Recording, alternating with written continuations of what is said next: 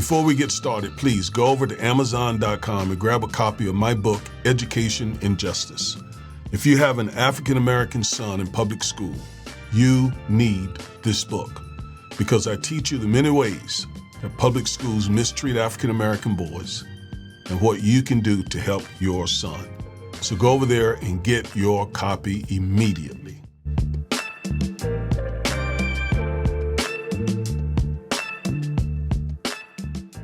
All right, so we've all seen what's happening in Los Angeles, what's happening in Dallas, several other places across the country where there are protests, there is unrest because of Trump's immigration policies. The fact that he has ICE operations going on across the country and a lot of people are getting deported. Now, the thing that I want to ask in this video, one simple question. One very, very simple question, and that is, why did Hispanic, Latino men vote for Trump? Why? Why did Latino men, Hispanic men, whatever the proper term is, I mean no offense either way, why did Latino men vote for Trump? I want to know. I just simply have that question. I would love to know. Especially when Trump said things like this. On day one of our new administration, we will seal the border, stop the invasion, and send Joe Biden's illegal aliens back home where they belong. We have to get them out. President Biden wrapped up his trip to Italy for the G7 summit. CBS News has learned he's preparing to offer legal status to undocumented immigrants who are married to American citizens and have lived in the U.S. for 10 years. The proposal is known as parole in place. These are killers. These are people at the highest level of killing. They'd cut your throat, and they won't even think about it the next morning. A lot of gang members, they take their gangs off the street. Like in Caracas, Venezuela, the criminals have all been brought to the United States. She let our American sons and daughters be raped and murdered at the hands of vicious monsters. She let American communities be conquered. They're conquering your communities. We have to get them the hell out of our country because they're ruining the fabric of our country. I mean, he was really clear about what he was going to do when he was campaigning. It's not like he did, some sort of switch and bait. He was very, very, very clear that he was intending on deporting the people who had come into the country without documentation. He was clear about that. And not only did Hispanic men vote for Trump, the majority of them, but they increased their support for Trump from 2016 to 2024. Not unlike African-American men.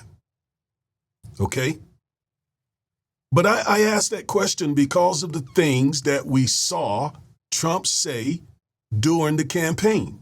And he became more and more and more strident in that the closer to the election that we got to.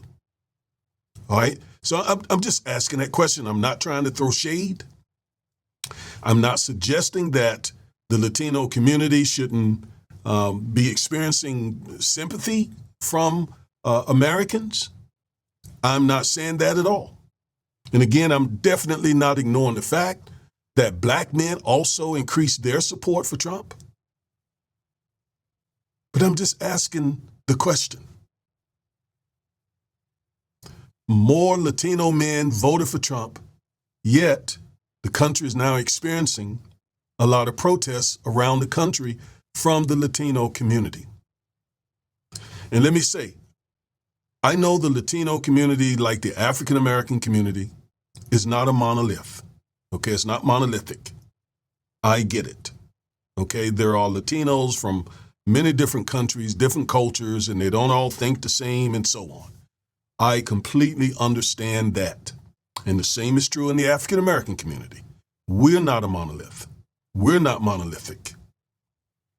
So different reasons, different people will have different reasons for why they voted for Trump. But I'm just asking the question, was it Was it the red pill community? I heard some talk about that. Was it the manosphere? Was it this sort of toxic masculinity? Was it sexism against Kamala? Was it racism against Kamala? And I'm not singling out Latino men because there are a lot of black men who also didn't vote for her and fought against her campaign because of sexism, and many who didn't believe she is even black, as foolish as that is. So was it those things? Was it a desire to be close to whiteness? Is it because of Trump's wealth? Is it because of his supposed business acumen? Maybe it was inflation. Although inflation had dramatically decreased by the time of the election, jobs were up, the economy was doing well. So what was it? Maybe it was the Democrats' push of transgenderism. Maybe that's what it was. And I'm sure some Democrats would say, well, we didn't really push transgenderism and LGBTQ plus issues. Trump just made it seem that way. I remember that commercial, I think just a few days before the election, where they put out a commercial that said she is for them, they, something, them and they. We're for you. And a lot of political strategists thought that was a very effective commercial. But I'm just asking a question. I'm just simply asking the question, why did you vote for Trump in light of the racist things that he said and others around him said about the Latino community? Now, let me take you to some data just to show you that support of the Latino men certainly did increase in 2024. All right, if you look at the far, I think that would be far left side. If you're looking at the screen, it's to my far right side. Figure 18, Democratic support among Latino voters in the 2024 battleground states. 48% of Latino men voted for Democrats, which mean 52% voted for Trump. Okay, now with the women, 61% voted for Democrats, which therefore means 39% of Latino women voted for Trump. So most of the Latino women voted for Kamala. All right, now that's battleground state. All right, in total, by the way, I like to point this out because there's the misconception that most Latinos voted for Trump. That's not true. We see here, and by the way, this data comes from a group called Catalyst, and they tend to be very reliable. 55% of Hispanic voters, Latino voters, voted for Kamala. 55%. 55%. It was Latino men who voted for Trump. The majority of them voted for Trump. And then on a national level, 47% of Latino men voted for Democrats, which means 53% of them voted for Trump. All right, 60% on a national level of Latino voters voted for Democrats, which means 40% voted for Trump. And then total on the national level, 54% of Latinos voted for Kamala, which means 46% voted for Trump. So Kamala did get most of the Latino votes, but it was the Latino men, especially the younger men, just like with African Americans, who voted, the majority of them voted for Trump, and that definitely helped him win. And I just don't understand why. Not only with Latino men, but as well with African American men. I mean, Trump said so many offensive things about African American men. Everything from African Americans like me because of my mugshot. I mean, really? I mean, the implication there is obvious. Black men are criminal, they're involved in the criminal justice system, so I can relate to them, and they can relate to me because of that. Some African American men say, well, I liked him because he spoke his mind. Whatever he thought, he said it. And then there was a whole lot of disinformation out there that targeted primarily the African American community, but also the Latino community. That is one of the voting strategies of the GOP, which is to target low information voters with disinformation. So targeting low information voters is a huge part of the GOP strategy. And look, that's what Steve Bannon said. I'm quoting him. If you don't like to be thought of as low information, take it up with Steve Bannon. I'm repeating what he said. And the thing that I want to leave my Latino brothers with is this one point. We have a common denominator, a common enemy, and it's white supremacy. White supremacy is the common enemy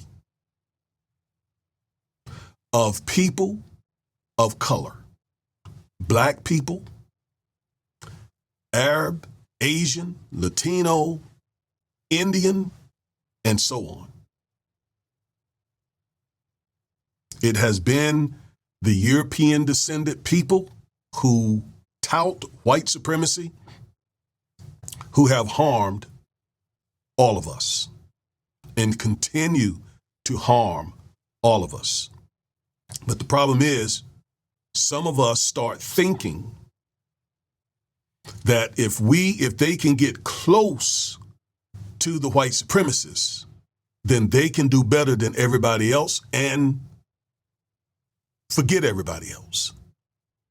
Just looking out for me, just looking out for my family, just looking out for my gang, just looking out for my group. So let me try to get close to the white supremacists. And we've already tried that. It doesn't work. What you'll get is used. Now, you may make a few dollars, but you're going to get used to harm your own people. So to the Latino men out there and to other men of color, we have a common enemy. And it's not every single white person. That's not what I'm saying. We all have dear, close, good white friends. And not every white person is a racist or white supremacist. That is not true. I'm not saying that. I often like to remind people it was white people who led the fight, stood up for us during slavery. They were the abolitionists who were in power and in positions to fight for us, and they did a lot to end slavery. As a Christian, as a Christ follower, I cannot embrace the notion that all white people are racist and white supremacists. That's not what I'm saying. I'm saying the ideology of white supremacy and the practice of systemic racism is an enemy to all of us people of color, and many, many, many, many white people embrace that system, sometimes subconsciously. Because the thing with white supremacy and systemic racism is, it is the underlying customs and principles and patterns and procedures that oftentimes you can't even tell. It's that system that you can't see that does the damage. And that system, by the way, can even be operated by Black people, by Latino people. Some of them consciously, others unconsciously, but it still does the damage to the victim. White supremacy is the common enemy of all of us people who are non-white. And that's the thing we got to understand. That is the thing that we got to understand. We got to understand that about white supremacy. That's the enemy. Me as a Black man, I'm not your enemy. You as a Latino man, you as an Asian man, you as an Arab, you as a Southeast Asian man or woman, you're not really my enemy. If you want to go even deeper than that, folks, since I'm a preacher, you want to go even deeper than that? The real enemy is Satan, that you don't even see because he lives in the spirit world. And he has a demonic host in the spirit world who are behind the scenes, who are in the spirit world, pulling people's strings, setting up these evil systems. All right? So I won't preach, but that was Ephesians chapter 6, verse 12, if you want to go look it up in Scripture. All right, so in the meantime, I just had to ask that question, why? Why? Why did Latino men vote for Trump, hearing the stuff that he said on the campaign trail? All right, let me know in the comments. I am Reverend and Civil Rights Attorney Augustus Corbett. Always remember, stay woke.